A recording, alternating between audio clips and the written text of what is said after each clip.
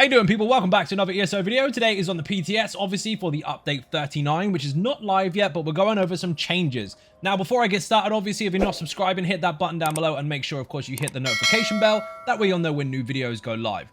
Anyway, let's get into it. So, basically, what's happened is the Azureblight set that you may or may not be familiar with is absolutely phenomenal in its own right and is on multiple builds on my channel. And what you basically do is have to build up damage over time ticks, and then when you get to 20, it explodes. Now, previously, there was no cap on how many targets it could hit. It could land on loads and loads of different targets. They all had their own individual stacks, and they could all blow up once they reached them. However, there was obviously a cooldown timer per target, where once it goes boom, you have to wait for 2 seconds before you can build up stacks again. So, there was a bit of a gap. It was very, very effective and can blow up entire rooms, but there was a bit of a gap.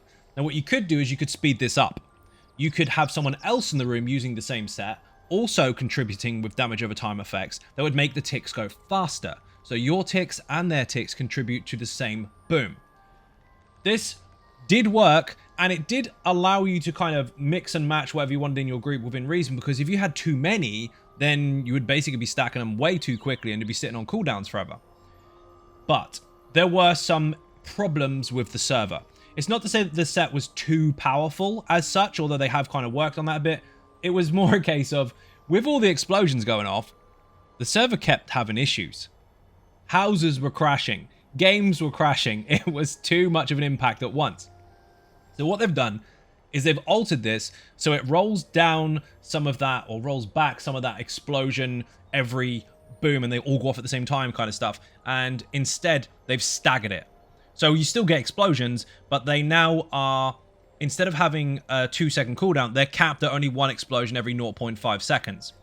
Now, in doing so, obviously that would affect DPS overall, and they wanted to try and balance that so you didn't lose too much. So if they just allowed it so there was a gap between every single boom, then technically you would lose DPS overall, because you would be, instead of all going off at once and a 2-second cooldown, it would be bang, wait half a second, bang, wait half a second, and each one individually would stagger very awkwardly with awkward cooldowns on top. It would be a mess. So what they did is they brought that down. They removed the cooldown. There is now 0 cooldown whatsoever on reapplying stacks after the explosion. The only gap is the 0.5 between each explosion from you. So technically, if you've got 2 targets side by side and they both have 20 stacks, one will go bang, the other will wait half a second. Now, the stacks last for 5 seconds. So if you don't do any damage for 5 seconds, obviously those stacks will fall off. But don't worry.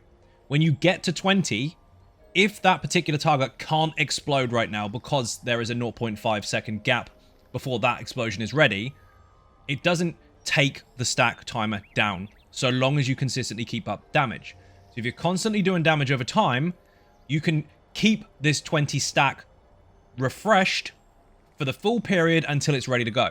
So if you've got 10 targets in the room and they are all sitting on 20 stacks, each one will go off one after the other, each 0.5 second, but none of them will lose their stacks if you keep up dots. If you stop dots, however, they'll all go off. They'll fade. Now, to also note how they changed the damage, because they had to make it line up, which was a bit tricky, they've now taken away the crit chance from it because it can't crit. The reason it can't crit is because they have basically introduced a standardization, which has been there for a while, but it wasn't completely clear, where anything that ramps up by itself can't crit. So Reliquin ramps up by itself based on a condition, it can't crit. Zaan ramps up even, that can't crit. And of course, this now builds up and gets stronger by itself, so it can't crit. What they've done is they've kept it relatively simple in means of its damage output. They haven't changed too much of it. They brought it down a little bit, but not too much. But what they've done is, instead of having crit coming from that, which was quite substantial, they've made it so that nearby enemies take an additional 30% extra damage from the boom. So the initial target gets hit, and that explosion will do more damage in area of effect.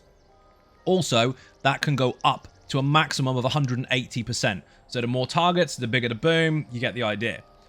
This scales off of weapon and spell damage just like it did before, but again, no crits now. So up to a maximum of 6 targets, and then you'll get your maximum damage from each explosion. Technically speaking, in a large pool, that does feel like it's less than it was before, But let's face it, most of the time, you're not really up against much more than 6 targets anyway. If you are up against more than 6 targets, even with this, they're all going to explode. They're all going to receive the same amount of damage, and they're all going to die. Now, how does this work? How does this visually look, and how does this actually feel in damage output, especially considering the previous version of it? And how does this alter damage with the lightning staff?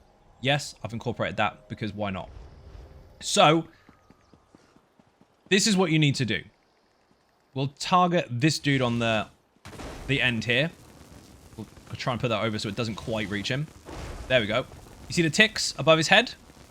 When it gets to 20, obviously that will go bang. And I've got his friend involved. I didn't want to do that, but never mind. When it goes to 20, bang. Now this dude here is building up stacks also. Now let's put them on all of them. And they will all go off at different times. But while you are rolling, because there is no cooldown now, as soon as one goes bang, it starts accumulating stacks straight away. So the pops are actually faster. So again, before you would build, 2-second delay. Build, 2-second delay. Now it's just build, pop, start building again. Really, really fast paced. And when you get into a big pull, yes, I know this is an unrealistic idea, but let's just face it. Hell right, everybody pulls stuff right to the gate. Everybody fights the big trash pull in front of the door before the warrior, right? Well, this is what you can expect from that. So if they all start building stacks, only one can blow up at a time, obviously. Lightning staff counts as a channel as well. All you have to do is maintain your dots, and you have infinite explosions. Every single one of those is going to go off. Now, I know there's a 0.5 second cooldown, obviously. But with that being the case, they just hold on to their stacks until it's their turn. And it's rapid. As you can see right now, I'm holding on to the meteor. I know it respawns really, really quickly or builds really quickly because there's lots of targets. So I waited for a basic ulti regen so I can use it again. We don't cheese it too much. But even here, look at the numbers on the top left-hand side. I'm not really trying to do anything apart from a heavy attack and a couple of dots. And we're at 900k DPS in area of effect. That, in a big pull, is absolutely fucking phenomenal. And we're still rising. I'll wait till we get to 400 ulti just so it's fair with the ulti usage. Because obviously Meteor is broken to hell. But, I mean, you get the idea. All you have to do is maintain your dots. Before, there were much, much bigger gaps, and you could feel it. It was nice, but you could feel the gap. Now, there's none. It's very, very consistent. And obviously, this helps with lag issues as well, because now it's not so, boom, oh my god, your system's got to keep up. Your system just shut down kind of stuff. And go on, hit 1 million DPS. Yes! 1 million DPS in area of effect. We'll wait until this one's actually dead. We can get a gauge for this. I mean, I'm focusing on one target. Bear in mind, obviously, Tri Focus was altered, so Tri Focus should suck, right? Nope. No, it doesn't. 1 million. The main target there, obviously, there's a lot of targets, but you're looking at 60k DPS. Blightseed maximum went out to 26k, which is incredible. And even here, where Tri Focus is obviously not going to be on this target, it's on the other targets, because they were the ones that got hit with the splash. We'll go back in again. You're looking at this. 49k per pop every time it pops. That's pretty good. Now, obviously, that didn't crit, but it won't crit. The reason it doesn't crit is because your main hit of your lightning staff is what accumulates crits. If you crit on the last pop, the pop will be massive. If you don't crit, then it won't be. But even there, out of all the things that are going off, it's the second highest DPS.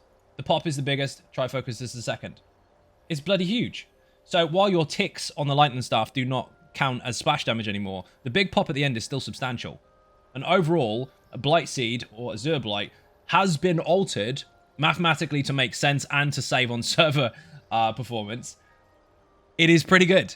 Now, again, obviously that was an extreme demonstration, but what we can do here is you can look at stuff like this. Everyday pulls. 6 adds, easy peasy. Most dungeon runs have easily 4 to 6 adds in each pull, and in a trial, you're going to have lots more than that. So we'll just hit these with the same idea. I'm not going to go through the whole fight, obviously, because it's going to take time, but you'll get a good gauge of what to expect. Again, this is not necessarily a finished build, but this is just giving you an example of how area of effect damage can actually still be very substantial and very relevant in the right places, depending on how you set yourself up. But these things are not necessarily overall nerfs. Sometimes they actually work for the better. If we just mess with that for a moment and just stop. Move all the dots out of the way so it doesn't restart. Even here, you're looking at 48k on single target, and we don't even have any buffs from the dummy. Again, Blightseed is one of the highest hits on the main target. Heavy attack's really high. When we go to Tri Focus, if we step out again, because it will re-highlight the stuff and things, hopefully.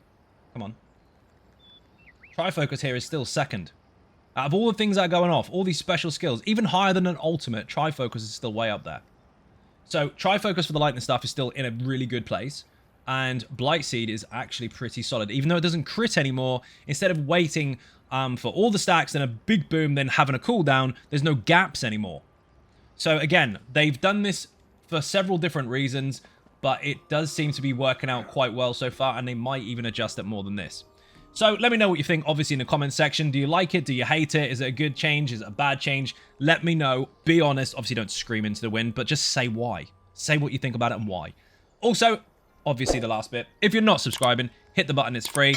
And make sure you hit the notification bell so you can see new videos when they go live. If you're not following on social media or Twitch or Patreon or any of that stuff, there's links down below.